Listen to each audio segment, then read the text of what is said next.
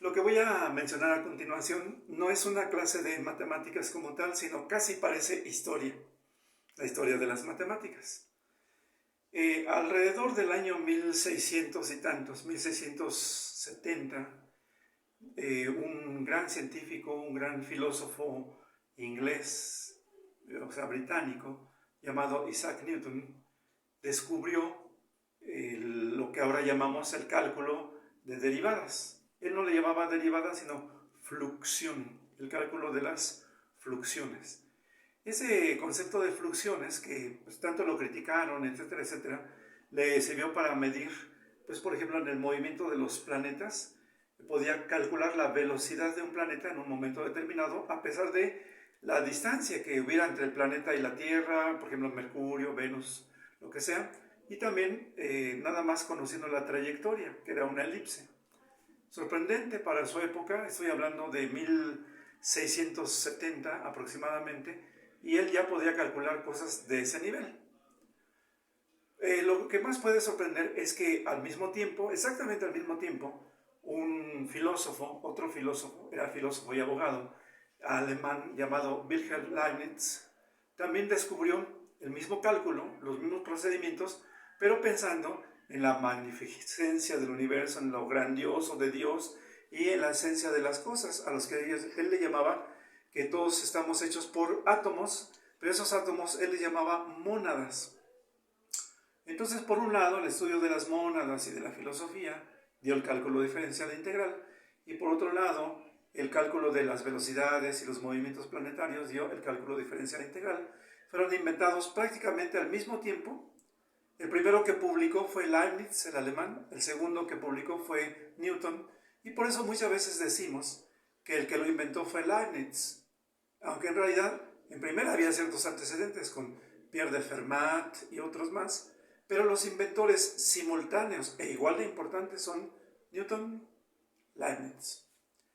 Lo que nunca descubrieron, no en ese momento, es que la derivada y la integral son lo mismo pero al revés. Así como sumar, restar, que son lo mismo pero al revés. Multiplicar, dividir, lo mismo pero al revés. La potencia, la raíz, es lo mismo pero al revés. La derivada y la integral son lo contrario, son operaciones contrarias. Y eso sí fue un descubrimiento. Y ya cuando se puso matemáticamente y se hizo la comprobación, la demostración, pues a eso se le llamó el teorema fundamental del cálculo. Vamos a verlo.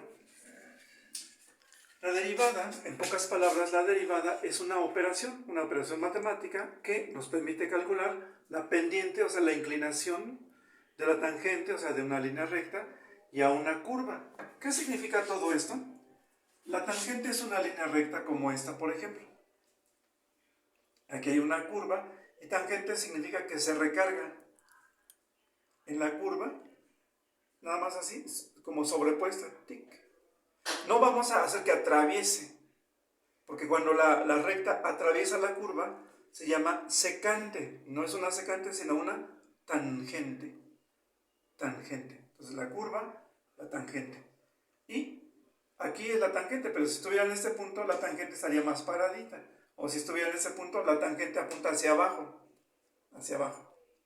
Entonces, esta es la derivada y al mismo tiempo es la velocidad.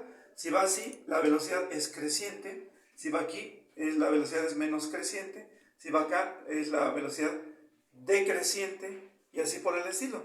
Por eso es que la tangente a la curva nos permite, entre otras cosas, calcular la velocidad de una partícula. Pero la derivada es la recta tangente que se pone sobre una curva y que nos permite calcular la inclinación, o sea, la pendiente. Como Newton hablaba en inglés, a la inclinación se le llama slope, la slope de una línea recta, straight line. Ahora, por otra parte, la integral es otra operación distinta que nos permite calcular el área que está contenida bajo una cierta curva que está determinada.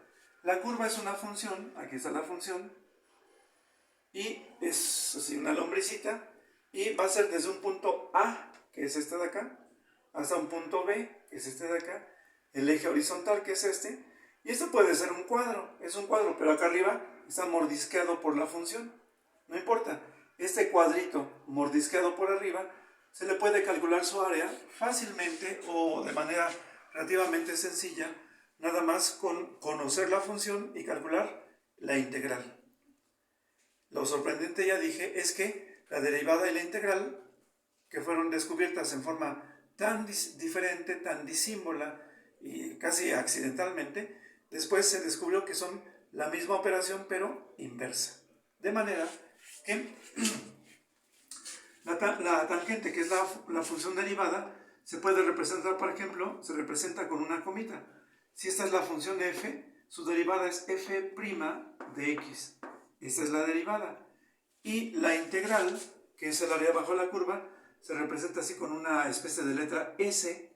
Es la letra S de sumar, pero una S alargada. La suma que hay bajo la curva de f de x con respecto a la misma x. Esta es la integral, que es el área bajo la curva. Esta es la derivada, que es la inclinación de la recta tangente a la curva, y son operaciones que actúan y fungen como contrarias. Son operaciones opuestas. Cuando ustedes están despejando algo en el álgebra, dicen, lo que está sumando pasa restando y viceversa. Lo que está multiplicando pasa dividiendo y viceversa. Aquí lo mismo. Si algo está en forma de derivada, pasa en forma de integral y viceversa. Si es una integral, se despeja en forma de derivada. Y esto es el teorema fundamental del cálculo. Ya en algún momento ustedes tendrán la oportunidad de ver a través de nuestros medios la clase videograbada de derivadas o la correspondiente a integrales. Esto nada más es una plática al respecto de la historia de las matemáticas y la historia muy rápida acerca del teorema fundamental del cálculo. Hasta la próxima.